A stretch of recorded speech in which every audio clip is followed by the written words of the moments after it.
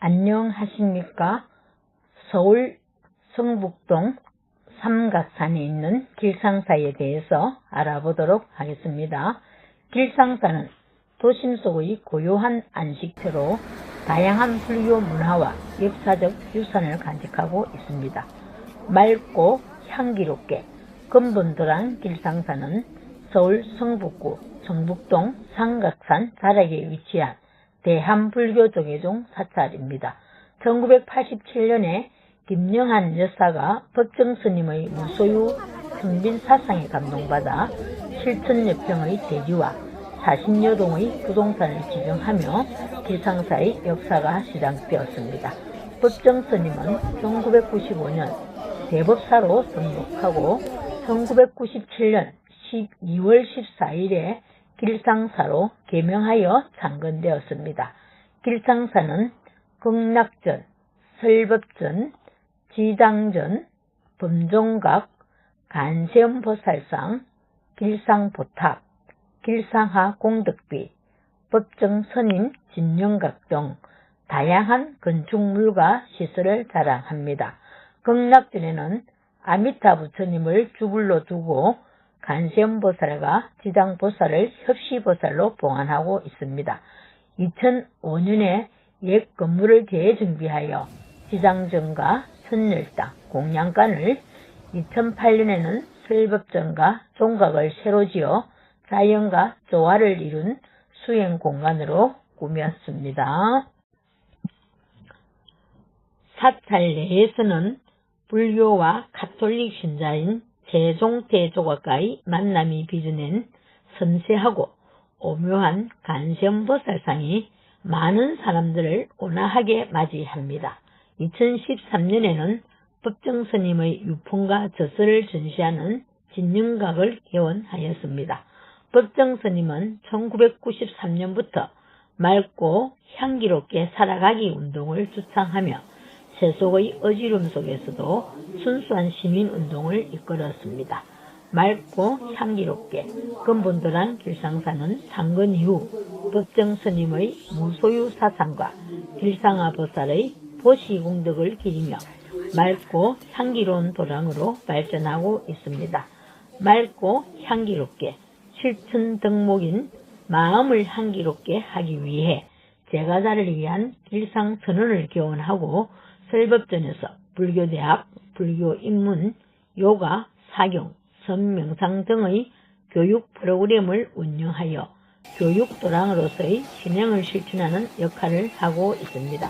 또한 자연경관과 함께하는 우리 꽃과 도심 속에서 물소리, 바람소리, 새소리가 아름답게 울려 퍼지는 마음의 쉼터로 법정스님의 가르침을 바탕으로 맑고 향기로운 삶을 실천하며 불자들과 시민들에게 편안한 휴식 공간으로 자리 잡고 있습니다. 지금부터 길상사를 들어갑니다. 예전 대원각 시절부터 있었다던 높은 문이 그대로 일주문이 됐습니다. 이곳이 법정스님이 지으신 길상사입니다. 일주문 기둥에는 서산대사가 지으신 성가기감에 나오는 구절 신강불매 망구희유와 입차문 내막존지해라는 주문이 걸렸습니다. 산사에 들어서는 마음 자세를 지적한 것입니다. 전열당 공양관입니다. 저희들은 우선 공양관으로 가서 점심 공양을 하겠습니다. 설법전은 법회와 경전 강의, 전시, 선명상 등 다용도로 사용되는 정각으로서 척가모니 부처님을 주불로 모시고 있습니다. 불상 뒤쪽에는 돌로마이트, 배구나무로 조성한 1140 부처님을 원불로 모시고 아래쪽에는 연화장 3개를 구현하여 1140 부처님이 연꽃에서 하연하는 모습을 상징적으로 나타내고 있습니다. 저희들은 설법전에서 건강경 합송을 하였습니다. 극락전은 길상사의 본 법당으로 아미타 부처님을 봉안하고 있습니다.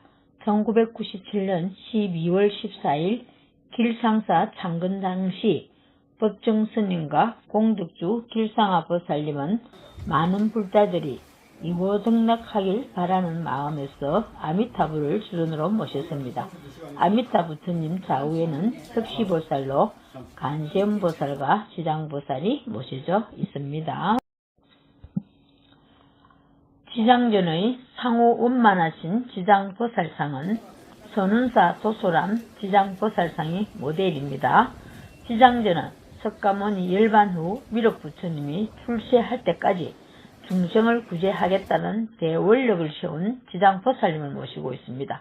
왼손에 보주를 들고 오른손은 시무외인을 하며 석장을 지닌 모습으로 왼쪽은 도명존자, 오른쪽은 무독기왕이 있습니다.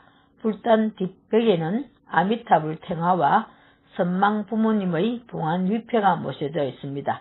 들어서는 순간 은은한 분위기에서 안역함이 느껴지며 사방 벽면과 천장 바닥이 모두 나무로 되어 있습니다. 지장전을 나와 1층 도서관과 공양관이 있는 곳입니다. 마당엔 작은 연못이 있고 그 둘레에 앉거나 서서 편안히 그냥 쉬어가면 참 좋겠다는 생각이 듭니다.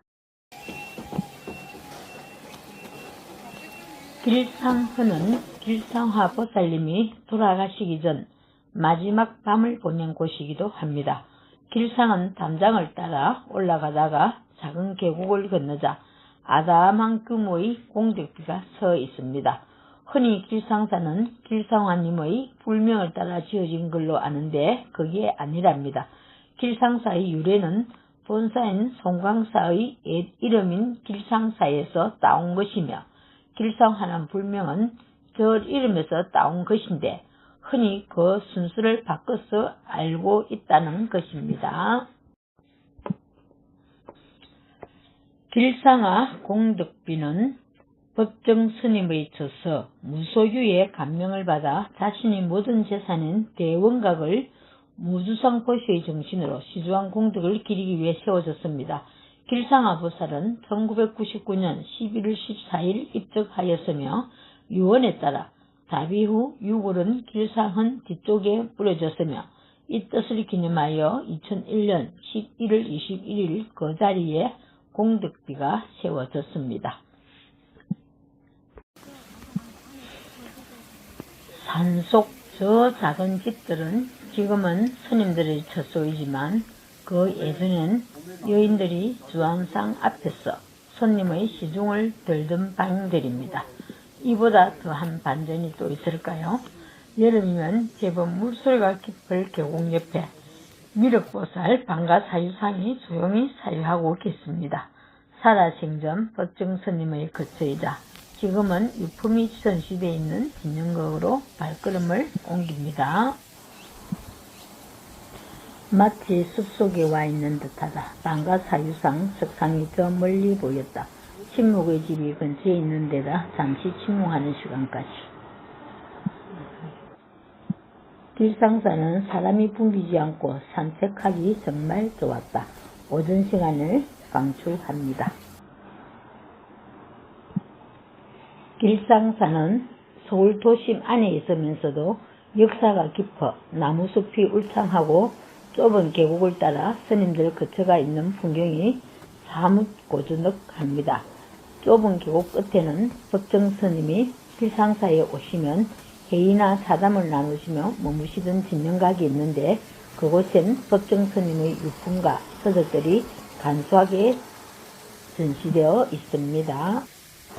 산책로를 쭉 올라오니 법정스님 진명각이 보입니다. 아름다운 뜰, 여기선 조용히 해야 합니다. 뭔가 수기인해지는 느낌이 듭니다. 그리고 소박하고 아담한 곳이었습니다. 사람들이 이곳에 많이 앉아 있습니다. 법정스님이 입적한 진명각은 길상사 내 한옥 건물로 스님이 길상사에서 회의나 차담을 나누고 잠시 쉬던 곳입니다. 2012년 이후 진영각은 전시관으로 개조되어 스님의 유품과 서적들이 간소하게 전시되어 있습니다. 또한 스님이 직접 만든 빠삐용 의자의 복제품과 스님의 친필 원고도 포함되어 있어 법정 스님의 무소유 정신을 엿볼 수 있습니다. 먼저 담배를 들이곤 스님의 유품을 바라봅니다. 스님의 향이 고스란히 배었을 두업을 옷, 단주, 불자, 안경, 친필 원고, 오래된 라디오, 찻잔 세트, 그리고 도서 등 참으로 긴박한 삶의 흔적입니다. 진영각 마당 왼쪽 담장 아래는 스님의 부도탑이 놓여져 있습니다. 저곳이 스님의 유골을 모신 곳, 몇 뼘이 안 되는 작은 공간이지만 수많은 이들의 마음을 둔 넓디 넓은 곳입니다. 진영각에서 내려오면서 비스듬히 옆으로 난길을 따라가자 작은 3층 석탑도 보이며 양지 바른 마당가에 길상선언이 있습니다. 제가자들을 위한 시민 선방입니다. 길상선언에서 설법주로 가는 길가에 영춘화의 명굴이 줄줄이 늘어져 있습니다. 길상선언에서 설법전으로 가는 길가에 영춘화가 줄줄이 늘어져 있습니다.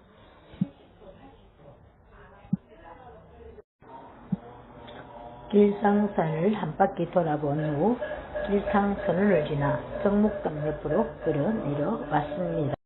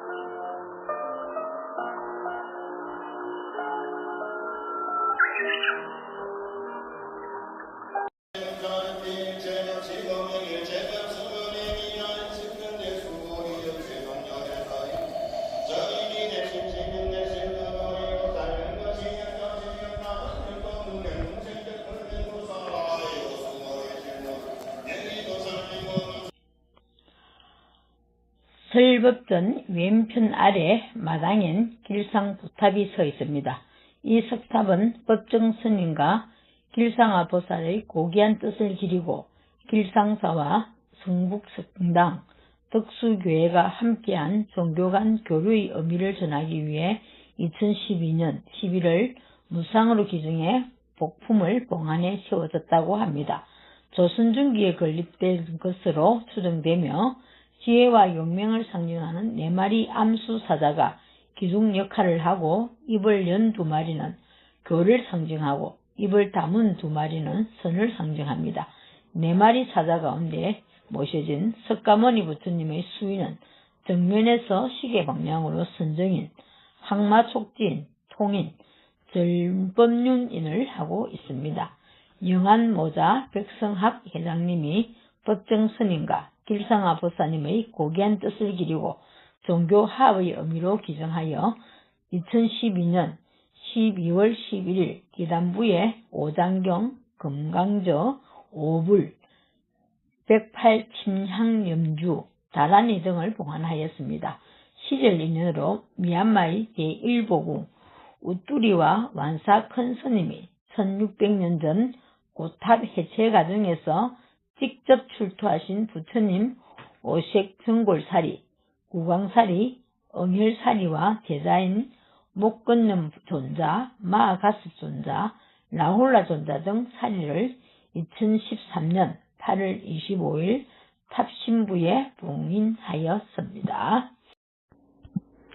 길상사의 팔각 범종각은 옛 여인들이 옷을 갈아입던 곳인데 이곳에서 범종 소리가 울려 퍼지길 바란다던 길상아님의 원이 이루어진 것입니다.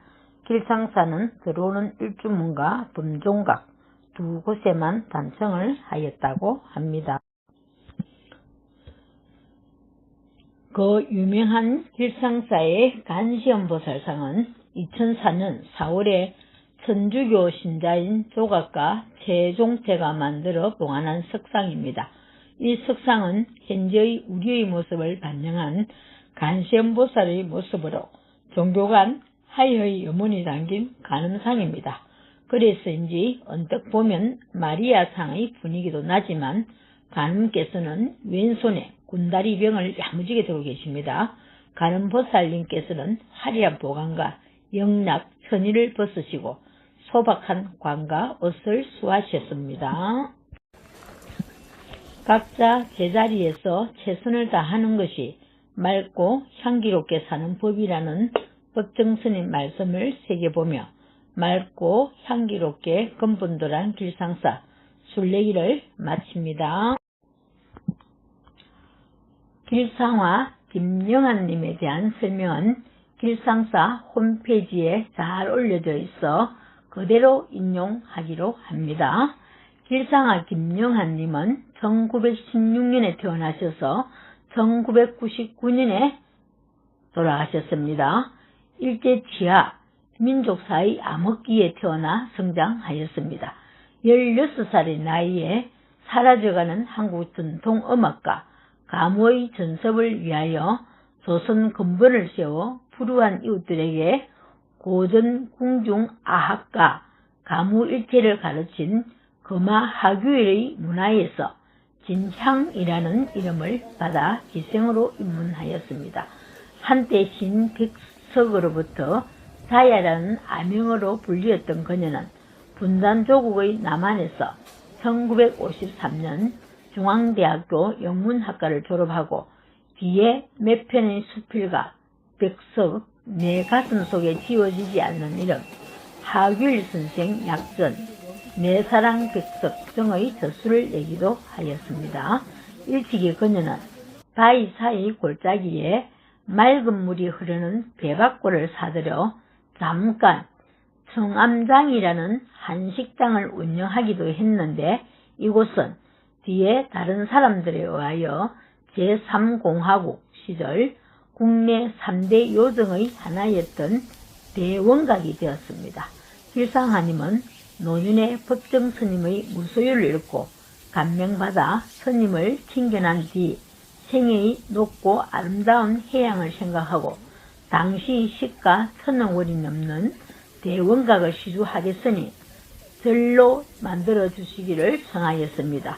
그 후 10년에 걸쳐 사양하시는 스님께 받아주시기를 거듭 청하여 결국 1995년 그 뜻을 이루게 됩니다.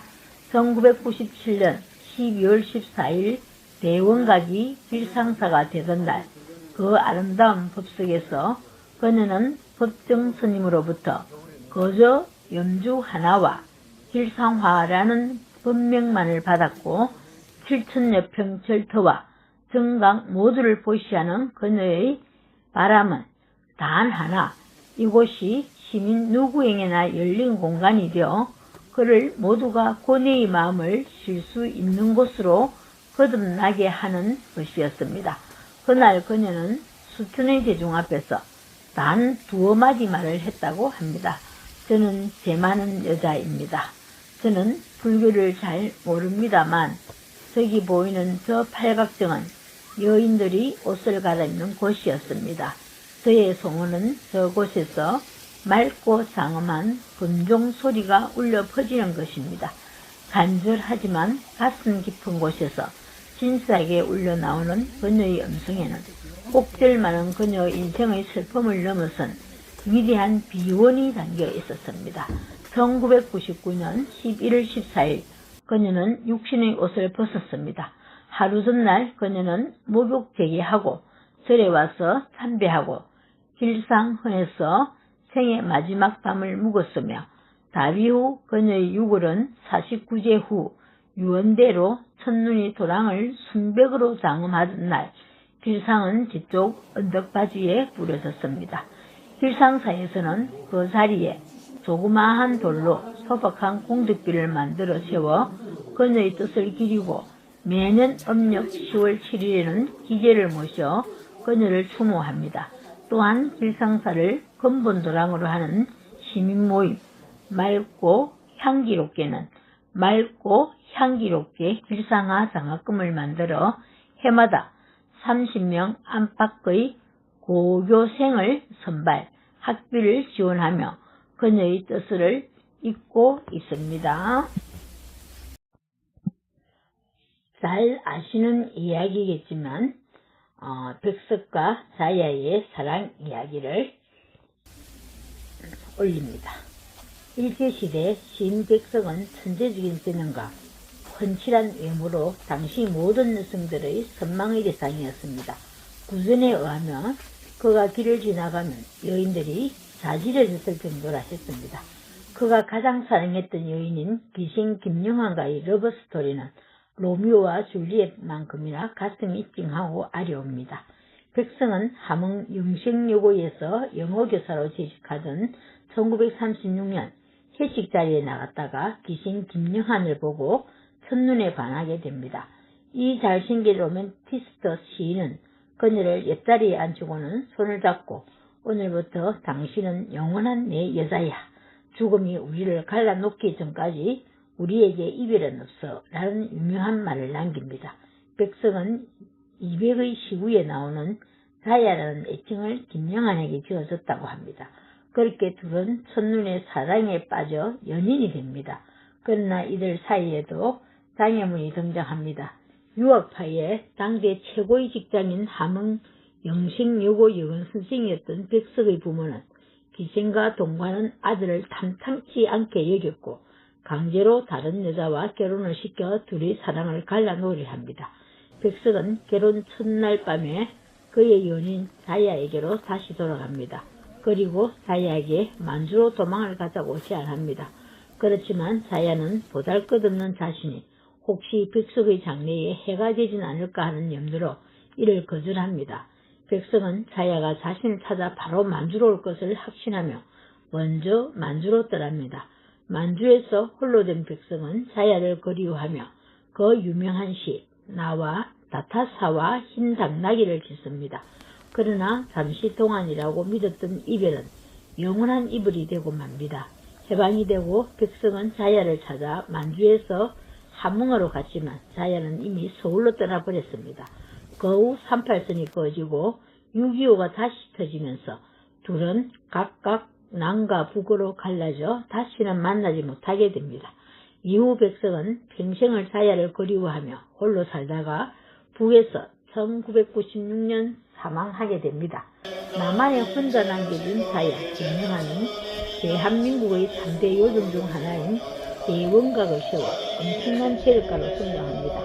훗날 자야는 당시 시가 1000억 상당의 대원각을 조건 없이 버튼 스님에게 시주를 합니다. 그 대원각이 바로 서울 성북동에 위치한 사찰 길상사입니다.